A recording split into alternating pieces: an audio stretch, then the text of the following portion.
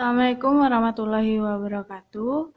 Kami dari kelompok 5 akan mempresentasikan tentang harga pokok proses.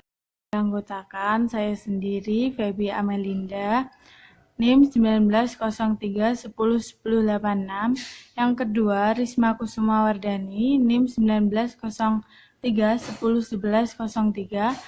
Yang ketiga, Asa Mutiara Kasih, NIM 1903101107.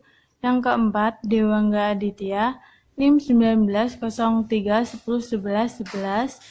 Yang terakhir, Fitri. Harga pokok proses merupakan metode pengumpulan biaya produksi yang digunakan perusahaan untuk mengolah produknya secara massal. Biaya produksi dikumpulkan untuk setiap proses selama jangka waktu tertentu, dan biaya produksi persatuan dihitung dengan cara membagi total biaya produksi dalam proses tertentu. Karakteristik metode harga pokok proses ada 3. 1. Sifat produksinya terus-menerus. 2. Pengumpulan harga pokok produk dilakukan periodik, biasanya setiap akhir tahun. 3. Perhitungan harga pokok persatuan dilakukan setiap akhir periode, misalnya setiap akhir bulan.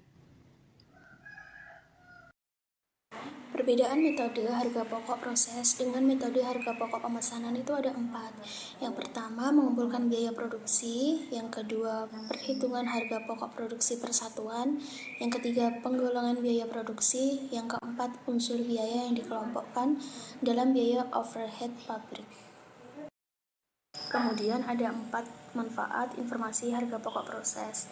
Yang pertama itu menentukan harga pokok jual. Yang kedua itu memantau realisasi biaya produksi. Yang ketiga itu menghitung laba atau rugi periodik. Yang keempat menentukan harga pokok persediaan produk. Jadi dat produk dalam proses yang disajikan dalam neraca.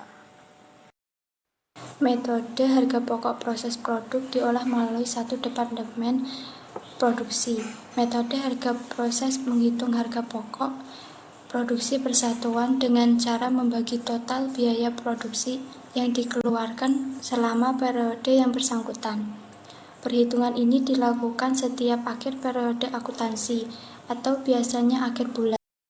Metode harga pokok menekankan pada penggunaan laporan harga pokok produksi per departemen.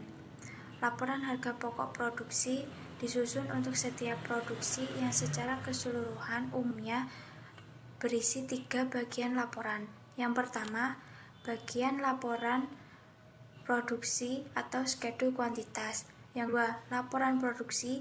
Dan yang terakhir, laporan perhitungan biaya. Penggolongan proses produksi pada perusahaan manufaktur. Ada 2, yaitu perusahaan yang menghasilkan satu jenis produk dan perusahaan yang menghasilkan beberapa jenis produk.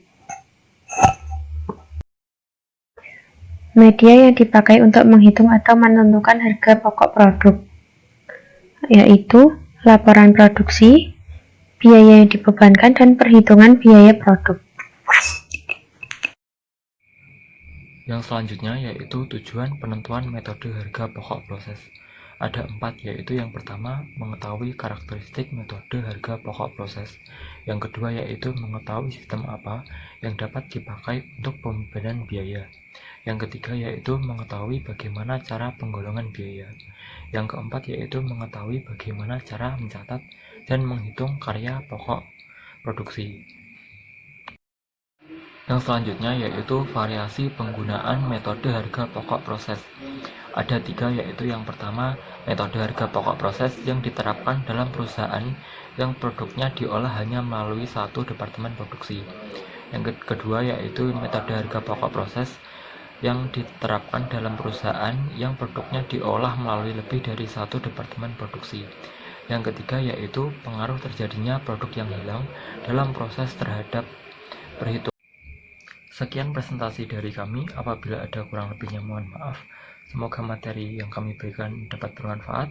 Akhirul kalam, wassalamualaikum warahmatullahi wabarakatuh.